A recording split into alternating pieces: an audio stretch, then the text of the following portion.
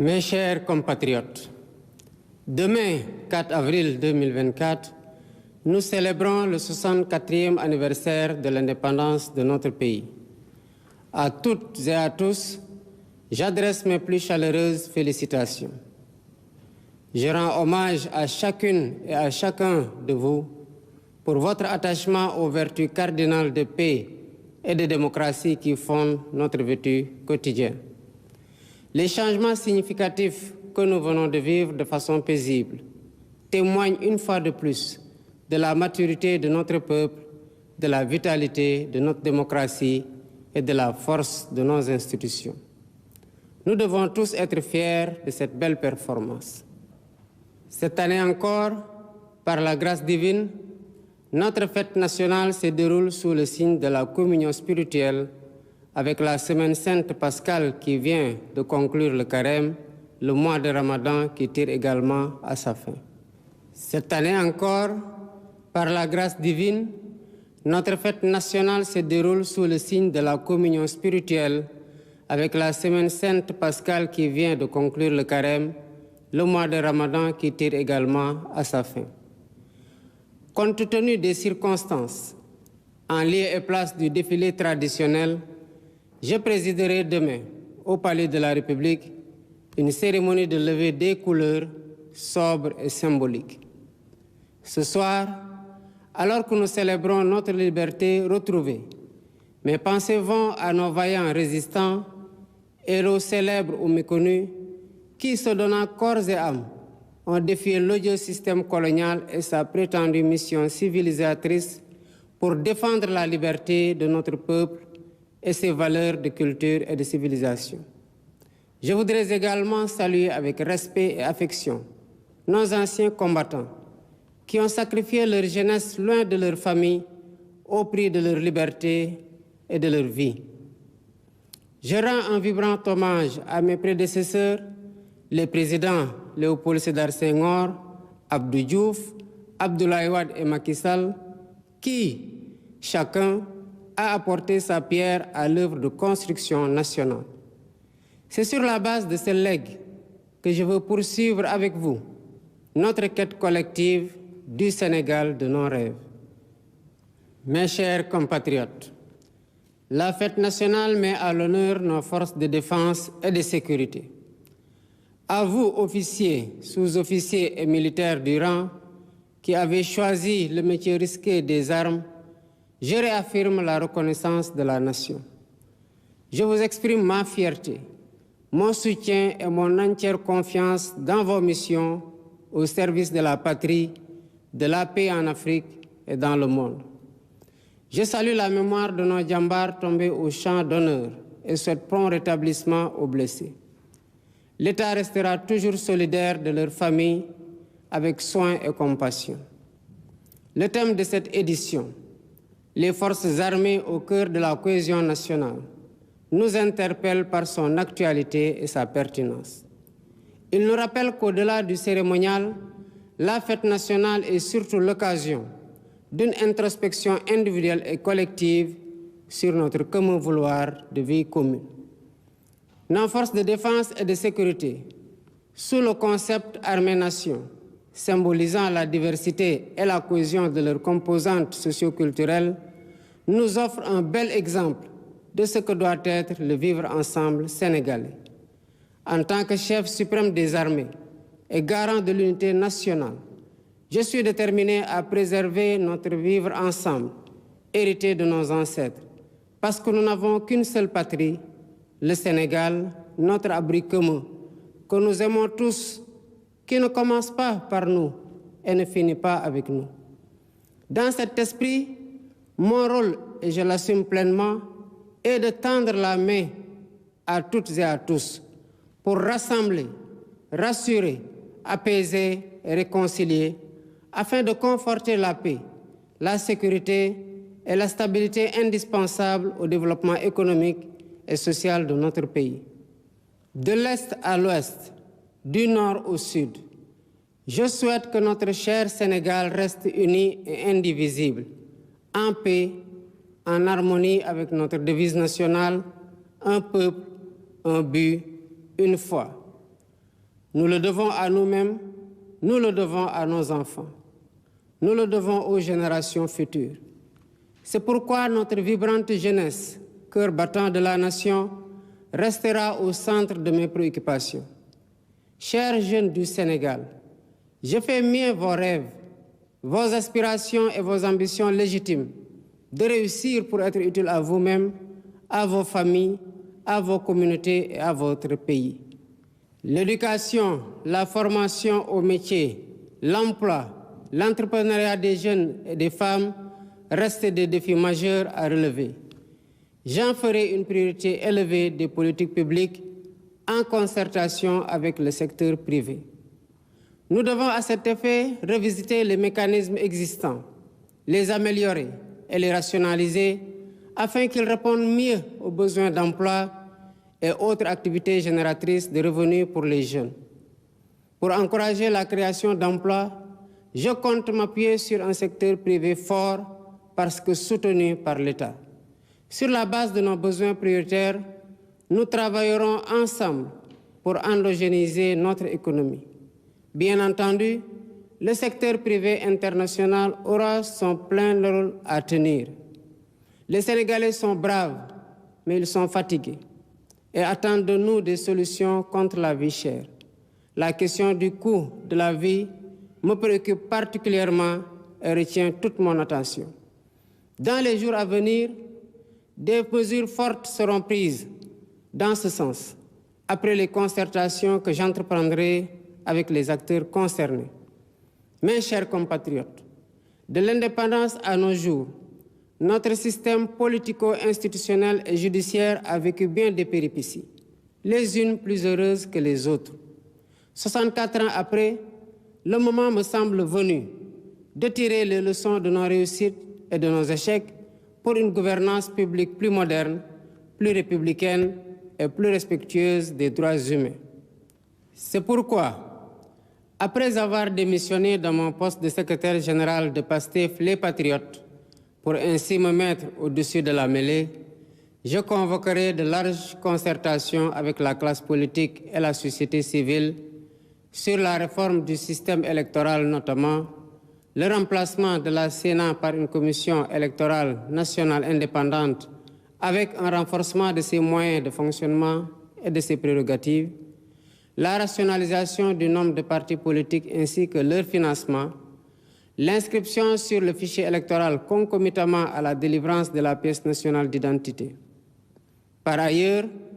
pour redorer le blason de la justice, lui redonner le prix qu'elle mérite et la réconcilier avec le peuple au nom duquel elle est rendue, j'entends organiser des assises regroupant les professions du métier,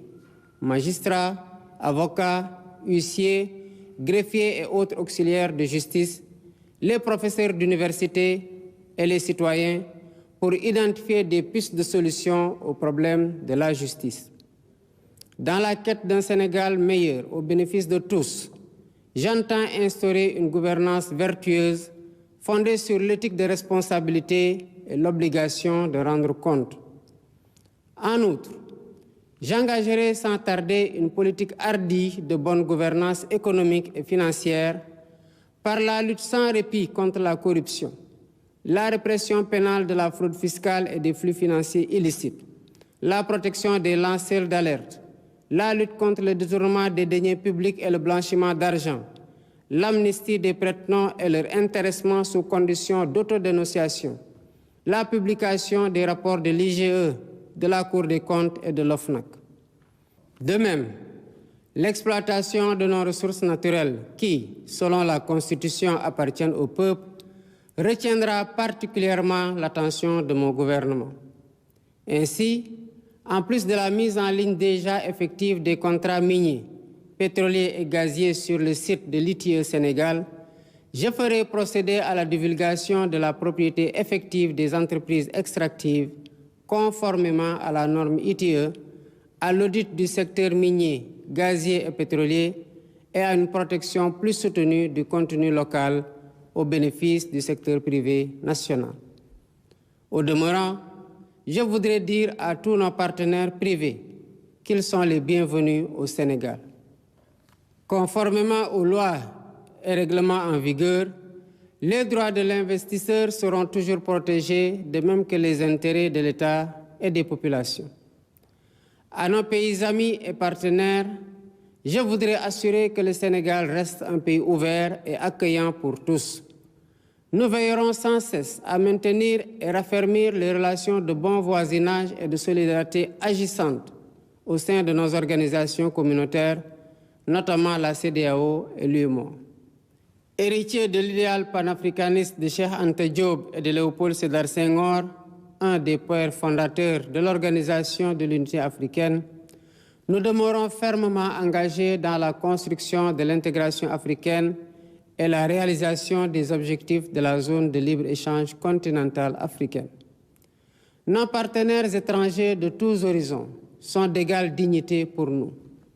À tous, nous devons respect et considération.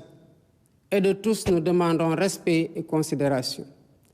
Nous resterons engagés pour une gouvernance mondiale plus juste et plus inclusive, dans le respect de l'égale dignité des valeurs,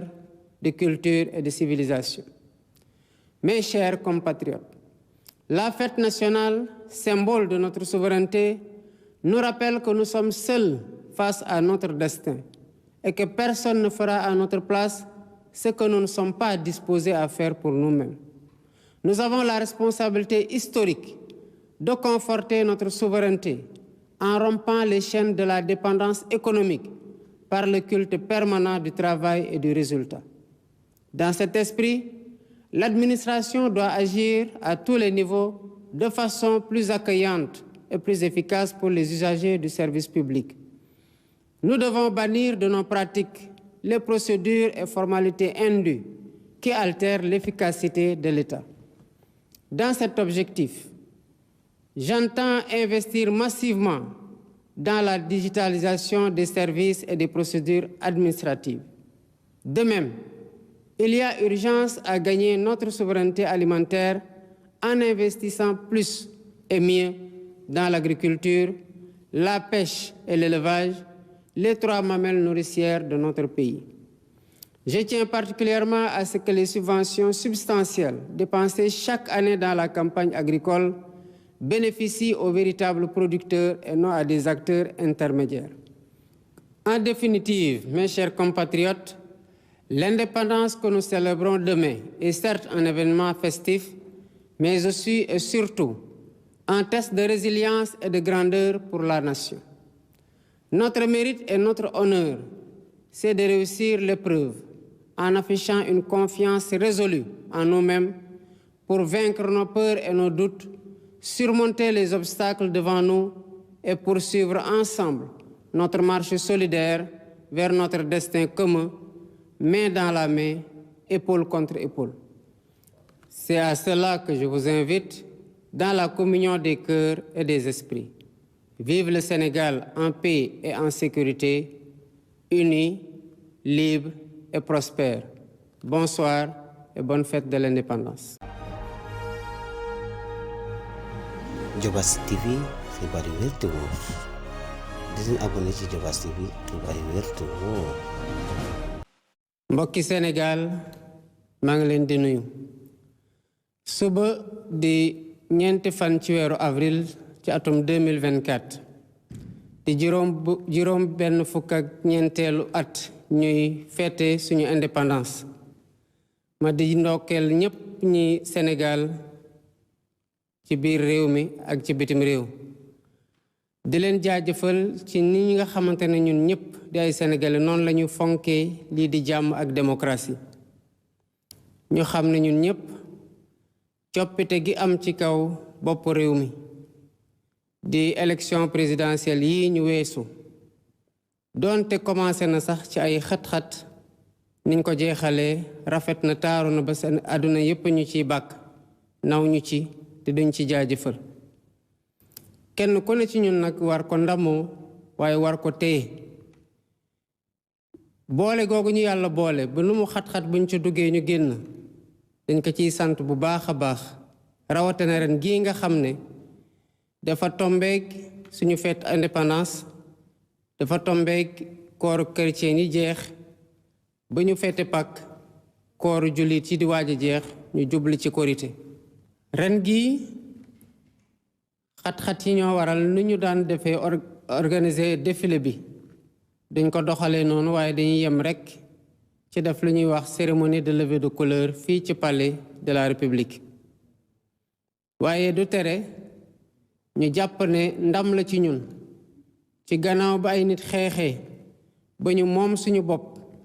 ba am suñu indépendance di ko fête at gu ne muy ñu xam ak ñu xamul ñu leen di ndokkeel di leen jaajëfal ñuy jaajëfale tamit anciens combattants yi ak ñépp ñi nga xamante ne xeex nañu ngir Sénégal moom boppam Sénégal doon lu mu doon tey ma ciy ndokkeel ñi nga xamante ne yàlla teggoon na la fii ci bopp réew mi muy président Léopold Senghor di président Abdou Diouf di président Abdoulaye Wade ak di président Macky Sall mi fi mujje ndax kenn ku ne ci ñoom am na loo def ci li réew mi nekk tey muy lu def ba ñëpp respecté ñu ci àdduna ci kaw loolu laa fas yéene tabax tamit jëmale ci loo xam ne moom la Sénégal nam ma doon fi ñu toll nii diggante bépp sénégalais mbokki Sénégal fête nationale nag saa yu ñu ko waxee ci indépendance dañuy xalaat suñu force de défense et de sécurité ma di leen wax sama mbégte sama jàppale ak sama kóolute ci lépp loo xamante ne jox nañu leen ko dénk leen ko ñu koy doxal te muy luy andi jàmm fii ci biir réew mi ci bitim réew ci Afrique wala feneen ci yeneen dëkk yi di fàttali ko tamit suñuy jàmbaar yi nga xamante ne ci nu ñuy demee pour jàmm am ci fépp ñu fay xeex am na ci ñoom ñoo xamante ne daanu nañu ñu di leen ñaanal yàlla yërëm leen te di masow ñëpp ñi nga xamante ne am nañ ci ay gaañu-gaañu di leen wax nag nguuru Sénégal dina wéy di taxaw seen njaboot ci nu mu ware ren gi teemu fête bi di forces des armées au cœur de la cohésion nationale maanaam ñi nga xamante ne ñoo yore kaaraange réew mi lan mooy ci seen solo ci liy andi jàmm ci réew mi daf ñuy fàttali ci fu ñu jaar te yàggul dara que ku ne ci ñun war na xoolaat ci boppam xoolaat ci lépp li nga xamante ne ñoo ko bokk ci ni ñuy tabaxee Sénégal boo xam ne Sénégal gu neex a dund la ku wax nag armée wax nation maanaam askan muy wane armée kenn ku ne mën na caa dem xeet boo bokk ak loo mënti gëm ak noo meltu mel donte na nga doon sénégalais rek loolu du ñu fàttale nag yeneen sénégalais yi nekkul tamit ci armée ni ñooñu di demee bokk ak di daje armée noonu la ñu yàlla boole fii Sénégal te ñu war ko sàmm bu baax a baax a baax ci man ni ma nekkee ki nekk ci kaw armée yi di chef suprême des armées doon koo xamante ne juboo gi ci biir réew mi ci sama loxo la ko yàlla teg benn dëkk muy Sénégal lay fàttali ne moom la ñu am te du ci ñun la commencé du ñun la jeexee kon ñun ñëpp am responsabilité wu sàmm Sénégal ci nu mu waree ngir mën ko joxe ci loxo yu mu gën a seddee suñ njaboot ci di ñëw li ji sama cër mooy tàllal la sama loxo ñëpp dajale ñëpp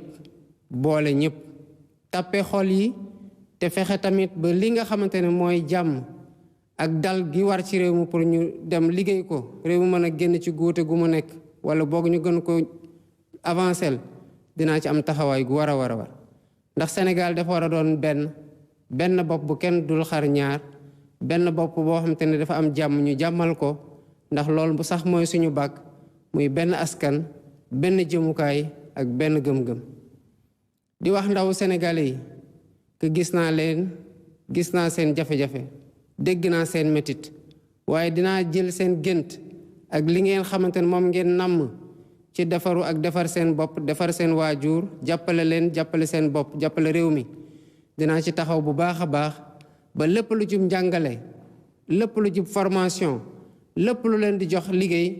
dina doon loo xamante ni ci sama mandat bii dinaa ci am taxawaay gu mucc ayib loolu nag dinaa ko def muy fexe ndaw ñi am liggéey fexe ndaw ñi mën a dimbale seen bopp dimbale seen njaboot dimbale seen waajur waaye ñi ma ci mën a àndal mooy ñii nga xamante ne mooy lu ñuy wax secteur privé te ñoom ñoo yore koom gi ci réew mi bu liggéey amee tamit ñoom ñoo koy joxe waaye day fekk nag mu lalu ci secteur privé boo xamante ne dafa am doole ndax réew mi daf ko jàppale état jàppale ko sénégalais yi ay jàmbaar lañ waaye sonn nañ moo tax ci fan yii di ñëw lépp li nga xamante ne war naa ko jël ci ay mesures bokk ko waxtaan ko ñoo xamante ne ñoo nekk ci secteur économique bi muy secteur privé muy commerçant yi muy ñeneen ñi nga xamante ne seen loxo nga ci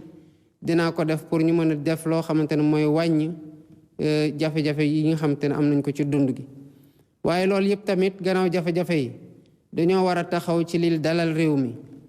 gannaaw def nañu juróom benn fukki at ak ñeenteel di fête indépendance dafa jot tamit ñu taxaw xool ba xam fan lañ bëgg a jëmale Sénégal ak naka lañ ko fa bëgg a jëmale ndax Sénégal dafa war di wéy di doon modèle ci Afrique ci gouvernance maanaam ni ñu téye réew mi ak ci ni nga xamante ne noonu la ñu respecté ak yelleefu doomu adama yi fiy dund ba ca réforme institution yooyu maanaam naka la ñuy doolelee li ngan ko réew mi da ci am exemple buñ ca bëgg a joxe te yàgg ko wax tamit mooy man mii bés biñ ma fale ba def ma président de la République ma prêter serment ci laa décidé ne cërub ndombal tànk secrétaire général Pastef les Patriotes bi ma tàkkoon tekki naa ko bés ni ko tey pour doon président boo xam ne dafa tëddee njaaxaanaay ngir ñu jëmale ci waxtaan yi nga xamante ne dafay dalal maanaam espace politique bi maanaam langue politique bi ndax yaakaar nañu ne te loolu mooy li nga xamante ne moom la ñuy waxtaan ak sénégalais yi lii di lépp lu laali ci wote war nañ ko gën a ñongal war nañoo dem ci am loo xamante ne élection dootul dépendre ci ministère de l'intérieur direction générale des élections ndax jafe-jafe yi ñu ci am ren gis nañu ko ñu bëgg samp nag lii di commission électorale nationale indépendante boo xamante ne day moom boppam war a waxtaane tamit li nga xamante ne mooy ni ñuy xoolee ba parti politique yi nga xamante ne bari nañ lool ñu gën leen a boole pour gën leen a mën a wàññi te jàppale tamit parti politique yi nga xamante ne ñu ngi ci langue politique bi am taxawaay gi war di former di animer vie politique bi ñu mën leen a jàppale ci financement te mu doon financement boo xam ne tamit dañ koy saytu bëgg nañu ne tamit lii nga xamante ne mooy coowal fichier électoral fii ci Sénégal jeex ndax mënuñ ci élection yi ñuy dem rek ñu andi coowal fichier électoral ba tax na bokk na ci li ñu bëgg a jëm mooy képp ko am pièce nationale d'identité dootoo gisati ci gannaaw ne mënuloo wote ndax boo amee pièce d'identité doon Sénégalais di nga war a wote fas yéene nañ tamit waxtaanee yoon ngir yoonal loolu li ñu koy may mooy toog ak ñëpp ñi nga xamante ne ñu ngi liggéey ci yoon muy avocat yi muy magistrat yi muy greffier yi muy ñeneen ñi nga xamante ne dañu leen wax ay auxiliaire de justice te seen liggéey jeexee ci yoon wala muy tàmbalee ci yoon ñooñu jàpp nañu bu ñu waxtaanee ak ñoom waxtaan tamit ak citoyen sénégalais yi nga xamante ne bu yoon dalee seen kaw lay dal te ñoom ñooy soxla tamit dem ci yoon pour ñu sàmm seen ak seen yeleef dinañ am yoon gu gën gi nga xamante ne am nañ ko ci fan yi kon yoon dina gën a jubbawaat ak askan mi nga xamante ne ci turam lañ koy joxe waaye lii dafa nekk pàcc rek ci li nga xamante ne rupture la buñ ñu bëgg ko andi te bi ci gën a mag yaakaar naa ci Sénégalais di ko xaar ci ñun mooy naka la ñuy sellalee li nga xamante ne ñun ñoo ko moom te mu am ñuñ koy denc muy gouvernance vertueuse te ànd ak tamit loo yore nga am ci éthique de responsabilité maanaam nga doxal ko ci maandute te tamit xam ne bés dina ñëw nga war a taxaw ci biir kanamu askan wax leen ne li ngeen ma dénkoon nii laa ko doxalee fii laa ci yem nii la mu doon lu ñëpp xam ndax lu ñëpp bokk ñëpp ko war a saytu ngir ñëpp jot ci moo tax lii di guerre dinañ ko xeex gu tara ci réew mi boole ci nag ñi nga xamante ne tamit dañoo nekk ci réew mi di liggéey réew mi jàppale leen jox leen sécurité jox leen infrastructure jox leen sax ay avantages yenn saay waaye ñuy wëlbati ko nag lempo gu ñu war a fay pour réew mi continuer di màgg di defar ay infrastructure tabax lu ne bu ñu bañ ko fay ñooñ tamit dinañ ci taxawaay gu wër ak ñi nga xamante ne dañ koy jël di ko yóbbu bitim réew ci anam yoo xamante ne warut bëgg nañu tamit dooleel ñi nga xamante ne fépp fu ñu fekk luy yàqu te muy yàqal Sénégal dañ koy wax waaye ñu yàggalee na noot yàggalee na fitnaal te ba mënuñoo wax di xool ni nga xamante ne ay nit rek lay jëriñ waaye luy lor Sénégal la muy ay lanceur d'alerte ñu gën leen a protéger ba fépp fu ñu fekk luy yàqu ñu mën ko wax te dara leen ci fekk. bëgg na tamit ñii nga xamante ne dafa am ñu jël alalu réew mi mënuñu ko def seen tur di ko def ci seen tur ñeneen ay xarit wala ay mbokk wala ay am di jàmm yoo xamante ne pour bañ rek ñu laaj leen xaalis bi ngeen liggéeyee lii fan la jógee mu mujjee feeñal luubal muy ay prête-nom dinañ leen waxtaan bu ñu waxtaanee ak ñoom pour ñu mën a feeñal seen bopp bu ñu feeñalee seen bopp duñu leen toppee dara non seulement duñu leen toppee dara waaye bu dee jël nañ alal loolu tax na ñu jël alal delloowaat ko ci réew mi ñun dinañ am loo xamante ne dañ ko leen koy ciy jox pour gën leen encourager. lii di rapport yi nga xamante ne tamit dañuy jël ay corps de contrôle samp leen ñu mel ni IGE mel ni Cour des comptes mel ni OFNAC ñuy dem defi ji ay rapport yooyu war a dem ci procureur sénégalais yi nga xamante ne ñoo soxla lu leer ci nu ñu saytoo seen alal mënuñu ko gis loolu bu soobee yàlla dina jeex ci réew mi ndax fu rapport génnatee ci Cour des comptes génne ci OFNAC askan wi dinañ xam rapport bu lu ci buñ ko dee yóbbu ci yoon nag dinañ ko yóbbu ci yoon bu dee am na ñu ca tuumal loolu yoonay wax ndax taqee nañ ci wala taqeewuñ ci. lii di tamit loo xamante ne yàlla wërsëgal ñu ko muy ay ressources naturelles ba dolli ci dellooy ko ni sax mu am ci léegi ay pétrole ak gaz waaye amoon tamit laata loolu or amoon zircon amoon leneen ak leneen gouvernement bi dina ci bàyyi xel bu baax a baax saytu ko ba xam ndax niñ ko joxee jaadu na ba xam ndax bi ñu leen ko joxee liñ doon xaar ci ñoom pour ñu matal ko ndax matal nañu ko. loolu tamit muy ay audit yoo xamante ne dañ koy def non pas pour fitnaal ay société non pas pour bunt xatal leen waaye pour xool ndax lii nga xamante ne moo ci waroon nekk intérêt Sénégal ndax Sénégal jot na ci ndax sénégalais yi jot nañu ci.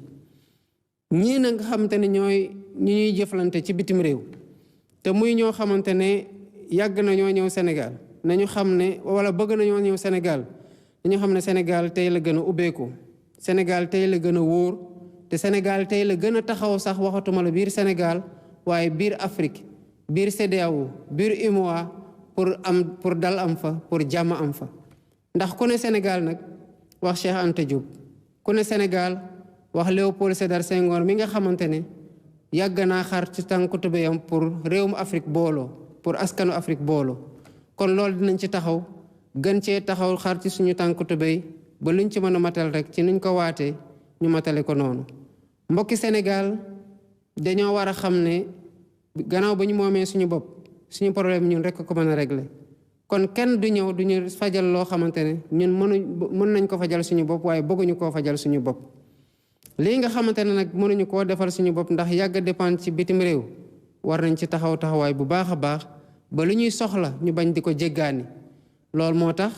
lépp lu ñu war a def ci mbéy mi ci càmm gi ak ci napp gi dinañ ko matal dinañ ko gën a dooleel pour Sénégal bañ a tey jéggaani lu bari ci li nga xam te ku def koy soxla pour lekk ko.